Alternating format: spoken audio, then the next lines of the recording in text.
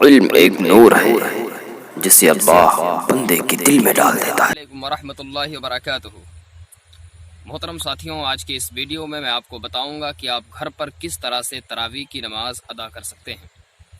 چونکہ پورے ہندوستان میں اس وقت لاک ڈاؤن کی کیفیت ہے، کسی کو بھی مسجد میں اکٹھا ہونے کی اجازت نہیں ہے، صرف وہی لوگ اکٹھا ہو سکتے ہیں، 4 سے 5 لوگ مسجد میں جا سکتے ہیں، اس سے زیادہ لوگ اکٹھا نہیں ہو سکتے۔ ایسے میں لوگوں کو تراویح وغیرہ پڑھنے میں بڑی دقت آ رہی ہے، اور لوگ بار بار پوچھ رہے ہیں کہ ہم گھر پہ کس طرح سے تراویح پڑھ سکتے ہیں۔ تو بہت آسان ہے، کوئی زیادہ مشکل نہیں ہے۔ تراویح کے لیے آپ کو پورا قرآن یاد ہونا کوئی ضروری نہیں ہے۔ اگر آپ کو قرآن کی صرف 2 سورتیں یاد ہیں، مثال کے طور پر آپ کو الم تری کیف اور سورہ اخلاص یاد ہے، تو انہی 2 سورتوں کے ذریعے آپ 20 رکعت تراویح ادا کر سکتے ہیں۔ لیکن اگر کسی کو اس سے زیادہ یاد ہیں تو وہ جتنی بھی یاد ہیں ساری سورتیں 20 رکعت تراویح میں پڑھے۔ تو اس کے لیے وہی طریقہ ہے جو اور نماز جس طرح پڑھی جاتی ہیں اسی طرح آپ تراویح بھی ادا کریں۔ 2 رکعت کر کے آپ سنت کی نیت کر کے اور 20 رکعت پڑھیں، اور آپ کو اگر 2 ہی سورتیں یاد ہیں، صرف الم تری کیف یاد ہے یا قل هو اللہ، یا کوئی بھی آپ کو 2 سورتیں یاد ہیں، آپ انہی 2 سورتوں کو ہر 2 رکعت میں بار بار ریپیٹ کر کے آپ پڑھ سکتے ہیں، اس میں کوئی حرج نہیں ہے، آپ کو پورا کا پورا ثواب ملے گا انشاءاللہ تعالی۔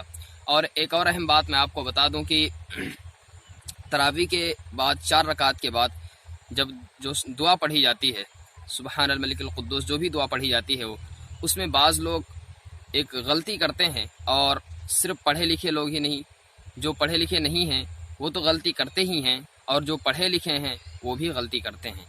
اس میں ایک لفظ ہے والعظمتی، یہ عظمت نہیں ہے۔ عظمت کا معنی اگر آپ لغت میں دیکھیں گے تو آپ کو ملے گا، عظم کا معنی ہوتا ہے ہڈی، زا پر سکون کے ساتھ اگر آپ پڑھیں گے عظم تو اس کا معنی ہڈی ہو جائے گا۔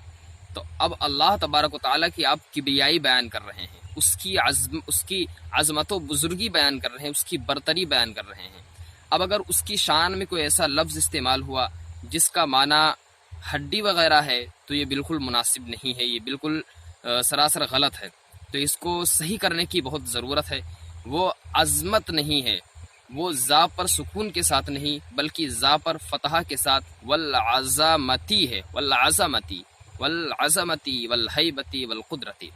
تو آپ اس غلطی سے بالکل بچیے، کیونکہ جہاں پر اللہ کی شان بیان کرنا ہو وہاں پہ کوئی ایسا لفظ استعمال ہو جائے جو اس کی شان کے لائق نہ ہو، یہ اس سے انسان کا، مرد مومن کا ایمان بھی ہاتھ سے نکل سکتا ہے۔ تو آپ اس پہ غور کریں اور گھر پہ تراویح پڑھیں، مسجد میں اکٹھا ہونے کی جو ہے آپ کوشش نہ کریں، کیونکہ ابھی ہمارے ضلع بہرائچ میں آج 32 لوگوں کو گرفتار کیا گیا ہے، صرف اسی وجہ سے کہ ان کو پرمیشن نہیں ہے، پھر بھی وہ لوگ اکٹھا ہو رہے ہیں۔ اگر آپ کو روکا گیا ہے تو کوئی زبردستی آپ کو اس لیے روک رہے ہیں، لوگ آپ کو منع اس لیے کر رہے ہیں کہ آپ کے اکٹھا ہونے سے لوگ پریشان ہو سکتے ہیں، بیماری پھیل سکتی ہے۔